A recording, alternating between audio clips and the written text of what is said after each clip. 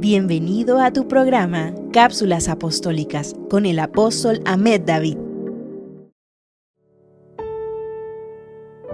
Dios les bendiga. Esta cápsula la hemos titulado Odres Nuevos. Evangelio de Mateo capítulo 9, versículos 16 y 17. Ni echan vino nuevo en odres viejos. De otra manera los odres se rompen y el vino se derrama y los odres se pierden. Pero echan el vino nuevo en odres nuevos y lo uno y lo otro se conservan juntamente. Los odres son unos recipientes generalmente de cuero de cabra que sirven para contener líquidos, por lo general leche y vino. Cuando en los odres se depositaba vino, el vino fermentaba y el odre nuevo tenía la propiedad de expandirse y poder contener el vino fermentado. Pero una vez el odre haya expandido, ya no se le podía volver a echar vino nuevo, porque el vino fermentaba, pero el odre ya había perdido la capacidad de expandirse. Si alguien tomaba un odre ya usado, un odre viejo, y le echaba vino nuevo, el odre terminaba rompiéndose, porque su capacidad de expandirse ya se había dado en su totalidad. Entonces se perdía el odre y también se perdía el vino. Por eso Jesús dijo que el vino nuevo se ha de echar en odres nuevos.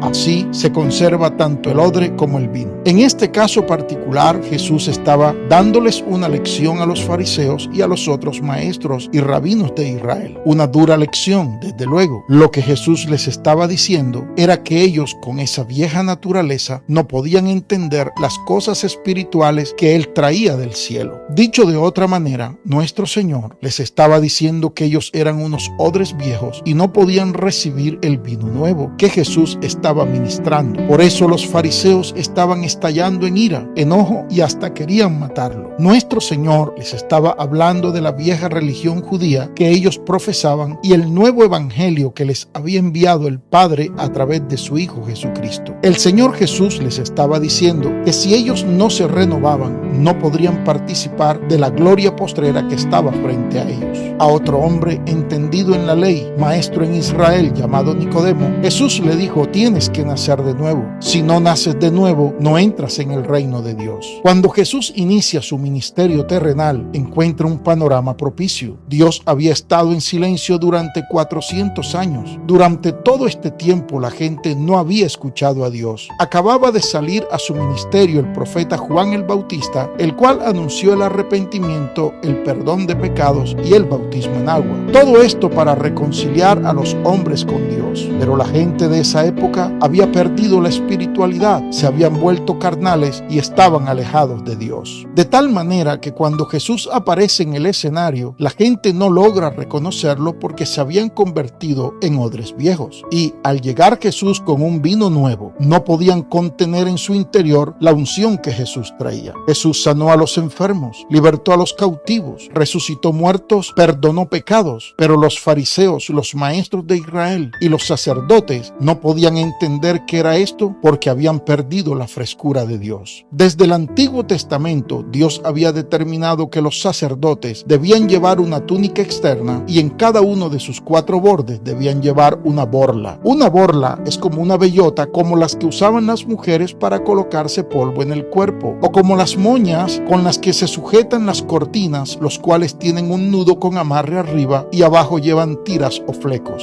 Los fariseos y sacerdotes y maestros de la época estaban tan añejos que habían decidido hacer más grandes las borlas en sus túnicas, solo para que la gente los admirara más. Dado que las borlas debían tener una franja azul que simbolizaba la santidad y pureza del sacerdote o del ministro del Señor, cuando los sacerdotes veían esa franja azul en su vestidura, debían acordarse de guardar los mandamientos de Dios. Pero esto tenía confundido a la gente, porque los fariseos, los sacerdotes y los maestros de la época solo tenían las borlas como un ritual externo, mas no como un estilo de vida de santidad, pureza y renovación espiritual. Por eso Jesús los amonestó severamente en Mateo capítulo 23 versículo 5, diciéndoles que hacían todas sus obras para ser vistos por los hombres, ensanchando sus filacterias y extendiendo los flecos de sus mantos. La gente los veía como odres viejos. La gente no confiaba confiaba en ellos, pero cuando aparece Jesús en el escenario, la gente ve a alguien diferente. La gente comienza a observar lo que nunca habían visto: liberaciones, milagros, sanidades, resurrecciones. ¡Wow! La gente estaba sorprendida. Estaban viendo un sacerdocio diferente, estaban viendo una unción nueva, estaban observando a un hombre llamado Jesús con una verdadera frescura de Dios. Y a esto se debió a que la mujer del flujo de sangre se lanzara entre la multitud, tocar la borla del vestido del Señor Jesús. Eso fue lo que ella tocó. Cuando ella sintió que el flujo de sangre cesó, ella dijo: este es un verdadero hombre de Dios. Lo que esta mujer estaba experimentando era la frescura del Espíritu Santo de Dios en la persona de Jesús. Dios no trabaja con unciones viejas, Dios trabaja con unciones frescas. El ayuno de ayer ya no me sirve hoy. La oración de ayer ya pasó. Debo volver a orar hoy. La Biblia nos dice en el libro de Jueces, capítulo 15, versículos 15 al 17, que Sansón, con una quijada fresca de un asno, mató a 1000 hombres. Lo grave de Sansón fue que tiró la quijada fresca. Ahí vino su descalabro. Jamás podemos dejar la frescura del Espíritu Santo. La frescura de Dios es lo que la iglesia había venido perdiendo por mucho tiempo. Se perdió la vida espiritual, la disciplina espiritual, la vida de oración, la santidad. Se perdió la pureza de vida, el ayuno, la vigilia. La iglesia lo había perdido todo. Pero vino Dios y permitió una pandemia con un solo propósito: que la iglesia busquemos nuevamente la frescura de Dios, que arreglemos el altar arruinado y que nos volvamos a Dios. La frescura de Dios solo viene a odres nuevos, y un odre nuevo solo se puede formar en el altar. Ahí, en la oración, el ayuno, la palabra y la vigilia, es donde nos renovamos y donde verdaderamente somos cambiados y transformados por el poder del Señor. Si no aprovechamos este tiempo, ya no habrá más oportunidad. El tiempo de ser odres nuevos es hoy. Bendiciones para todos, hoy y siempre.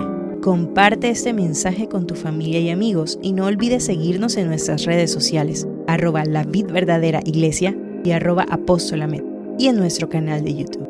Dios te bendiga.